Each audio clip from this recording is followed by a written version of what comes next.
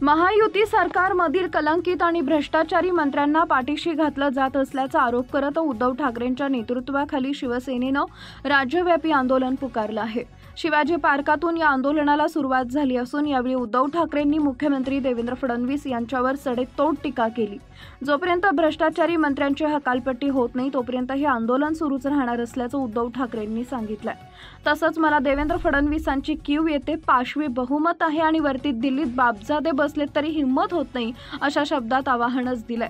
आज संपूर्ण महाराष्ट्र जागा झालाय। सत्ताधारींसोबत संघर्ष करायला मर्द लागतो तो आमच्या शिवसैनिकांमध्ये आहे। डोके नाही खोके आहे, हे खोके घेऊन बसलेत। दिल्लीत इंडिया आघाडीतर्फे मोर्चा सुरू आहे, ही जुलूमशाही सुरू आहे, या विरोधात आता उतरावंच लागेल।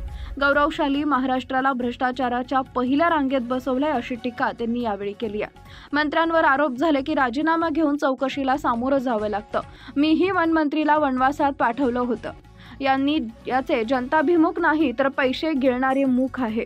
मंत्री डान्स बार चालवतो, पैशाच्या बॅगा घेऊन बसलेत। एका व्यक्तीला आवडीचं खातं दिलं रमी मंत्री, भर सभागृहात रमी खेळतात। मुख्यमंत्री सांगतात की समज दिली आहे, रमी नको तीनपत्ती खेळ सांगितलं असेल। सावली डान्स बार नको तर उन्हात डान्स बार काढ असा टोला त्यांनी लगावला। समज देणार असाल तर धनकड यांचा राजीनामा का घेतला, ते सरकार विरोधात कारस्थान करतायत याचा संशय सरकारला आला होता। धनकड यांना समज का दिली नाही, ते कुठं आहेत आता, धनकडांचं झालंय काय, अशी विचारणा त्यांनी केली आहे।